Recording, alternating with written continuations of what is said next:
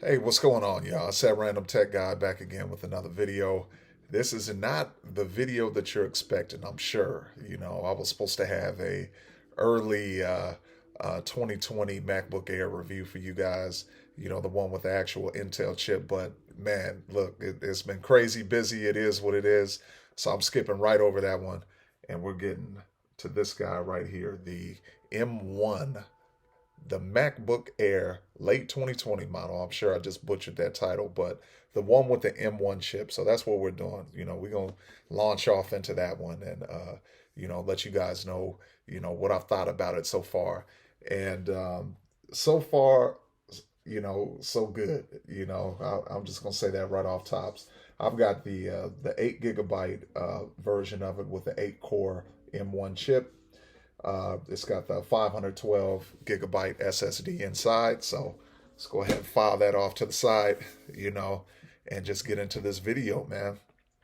And I'm sure a lot of you guys are wondering, about the speed. Like, how fast has this thing, been with the M1 chip? How does it compare, really to the Intel variant? And I'm here to tell you right now. I'm just going to, bust out a few things just real quick and let you guys know. This M1 chip has been awesome.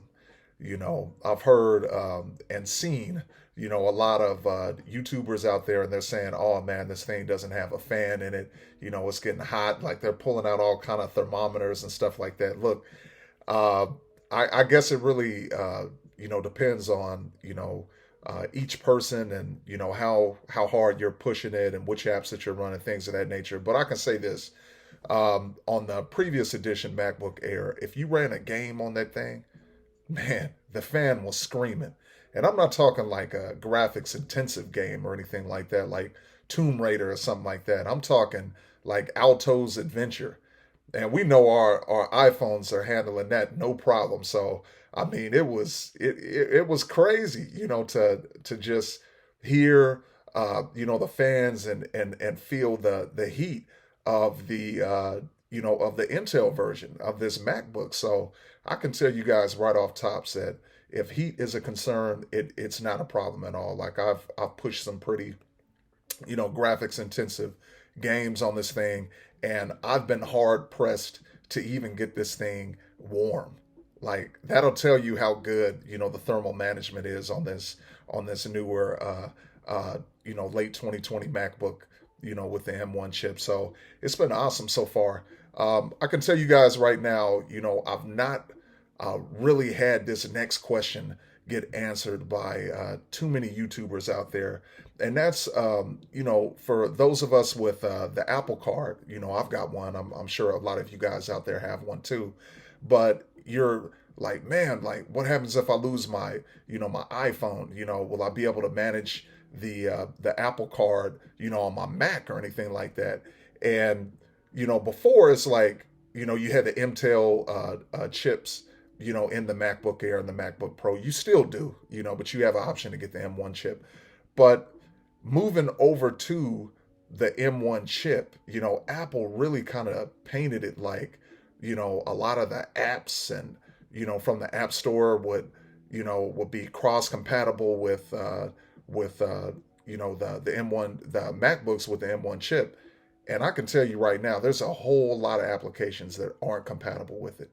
And if you're thinking your MacBook Air or your MacBook Pro with the M1 chip, depending on which one that you decide to pick up, it's going to be like, a hybrid, like a clone of your iPhone or something like that. As far as app compatibility, I can tell you right now that that is absolutely not the case.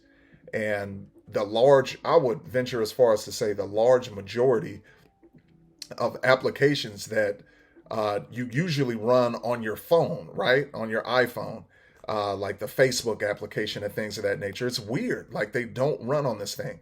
Now you can get the Facebook Messenger. That runs on both devices. You can run that on your iPhone and you can run it on your M1, your MacBook with the M1 chip. So you can do that just fine.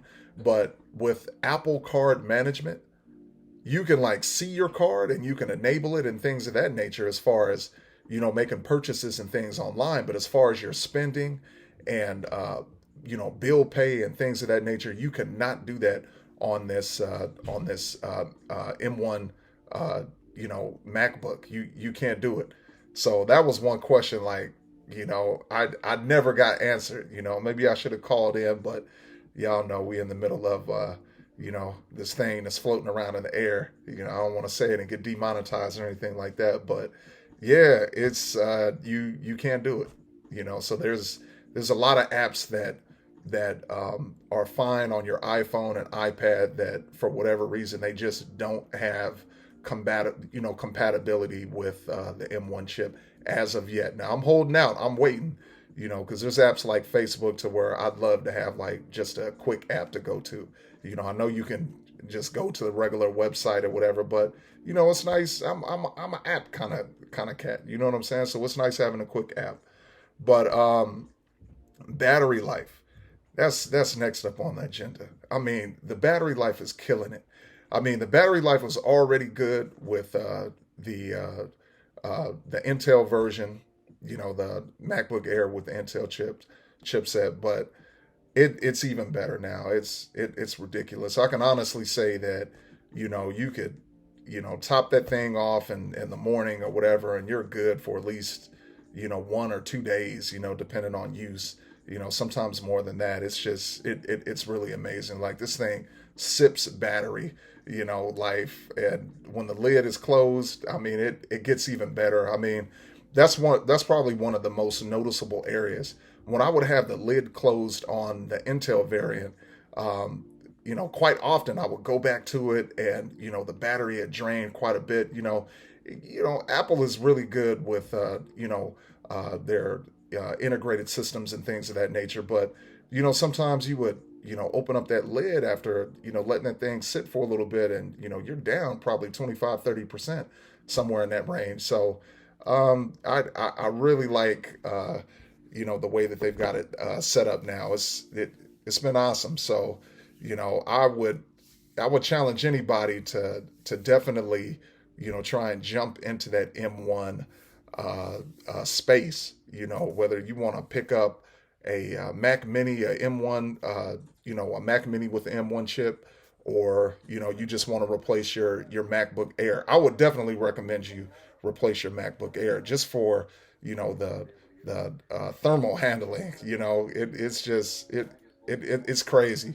It's hard to, like I said, since I've had it, I've not been able to get this thing to heat up. So I mean, it's definitely worth it in my book. So that's a little short review, just to give you guys kind of like a quick sneak peek into this thing. And yeah, I'll probably have like a more in-depth review, maybe later on or something like that. But yeah, that's what we got so far, Oh, and it's still coming with a charger. So, definitely make sure to get you one before they, decide that everyone's already got one of those too. So yeah, subtle dig at Apple. Do better. But all right, y'all, I'm heading out. It's the end of the video. All of y'all take care and have a good new year.